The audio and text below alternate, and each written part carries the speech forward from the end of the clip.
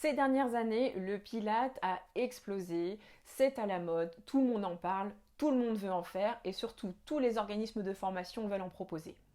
Ça devient très difficile pour une personne qui s'intéresse au Pilate de savoir vers quel organisme de formation se diriger.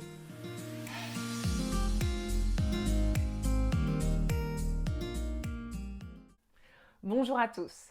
Aujourd'hui, nous allons parler d'un thème qui me tient particulièrement à cœur puisqu'il s'agit de la formation.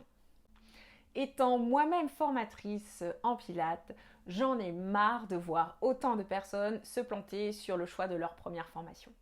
De façon générale, les gens manquent d'informations, de conseils et d'accompagnement sur le choix de leur première formation. Or, il existe des points essentiels qui vont déterminer le choix de votre formation. Pour cela, vous devez vous poser les bonnes questions.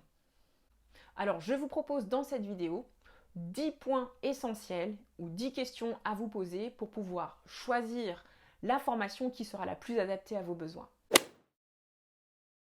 Alors, sans plus tarder, on va commencer avec le point numéro 1.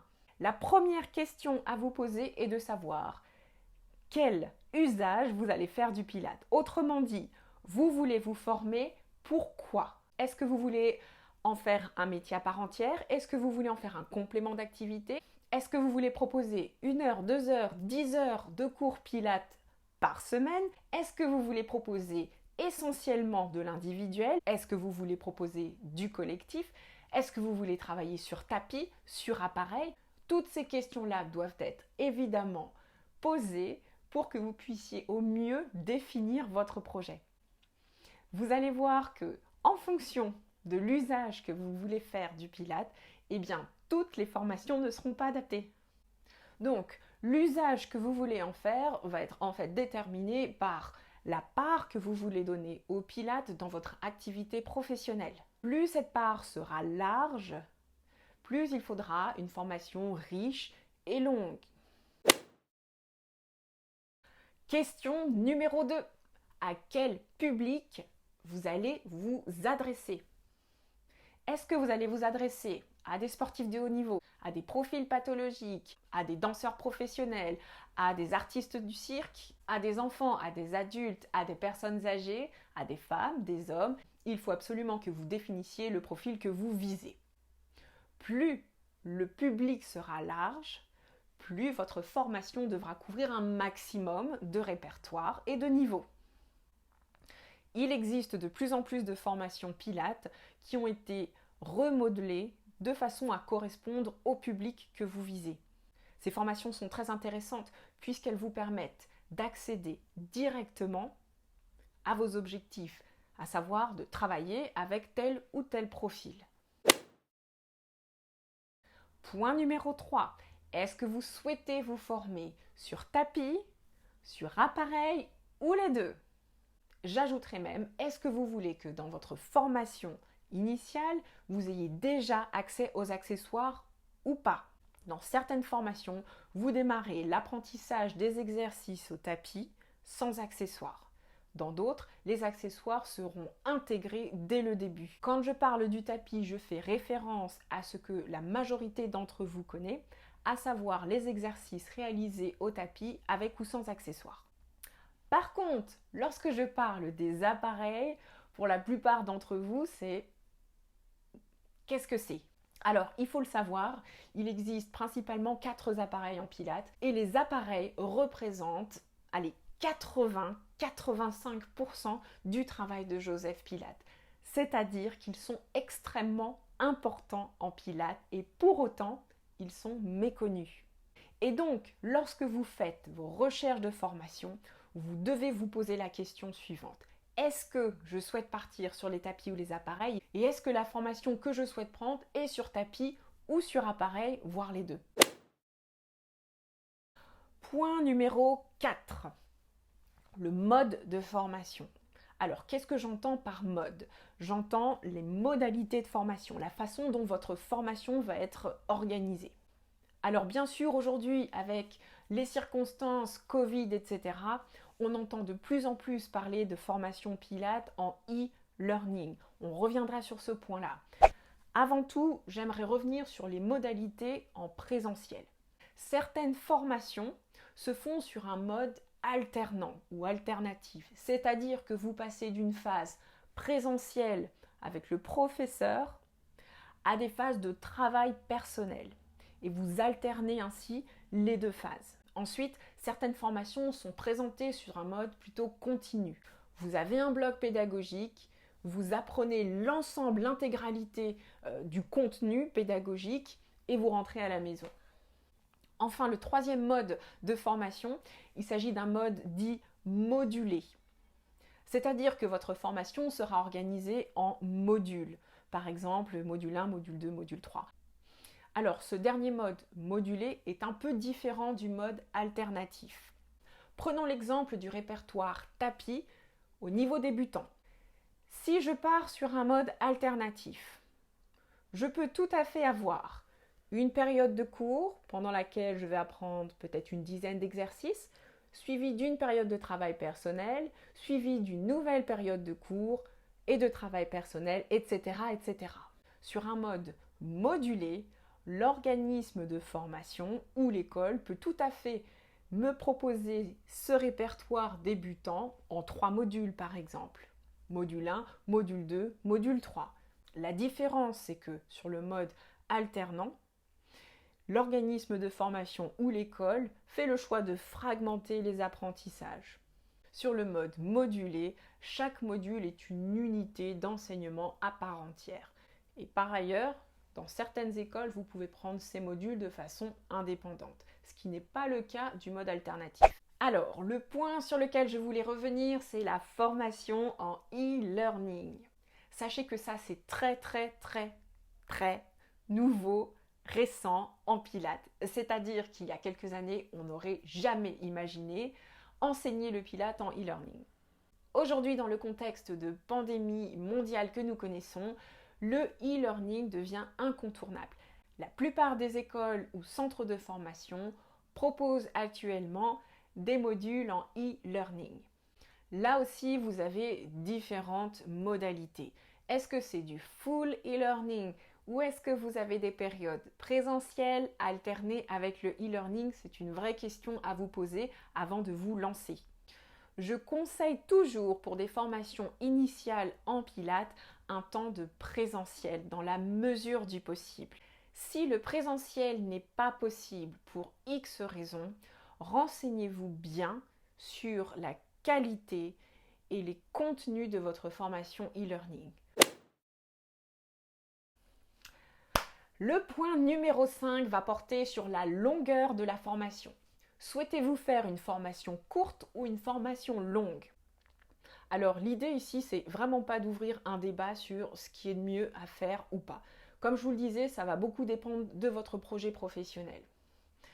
Par ailleurs, la question de la formation courte ou longue, dans certains pays, elle ne se pose même pas, puisque les seules formations qui sont reconnues par certains États, certains gouvernements, sont les formations longues. Pour ma part, je pense que les formations qui se situent entre 3 jours et 10 jours sont des formations courtes. La question de la durée des formations longues, elle, est plus discutable. Selon que vous soyez sur un mode modulé, alternant ou continu, la durée de la formation va avoir une importance et une signification différentes. En général, la durée de la formation est exprimée en heures présentielles, c'est-à-dire le temps que vous passez en face à face avec votre formateur. Par exemple, pour le tapis, on considère qu'une formation longue se situe entre 200 et 300 heures de présentiel. Donc il faut vraiment vous poser la question, lorsque vous faites le choix d'une formation, du temps que vous pouvez y consacrer et du temps que vous souhaitez y investir. Il faut être très clair et honnête avec les gens. Lorsque vous êtes sur une formation courte, vous ne pouvez pas acquérir le même niveau de compétences et la même quantité de connaissances que si vous partez sur une formation longue. C'est du bon sens. Point numéro 6, certainement le plus problématique. Est-ce que ma formation sera certifiante ou non? Alors, on va tout de suite faire le point sur cette notion de certification. Il existe 2 types de certification. La certification professionnelle, c'est la reconnaissance d'une maîtrise professionnelle par une autorité identifiable. En France, il s'agit du RNCP. Ensuite, vous avez la certification des acquis. C'est la reconnaissance de compétences par un établissement n'ayant aucune autorité identifiable.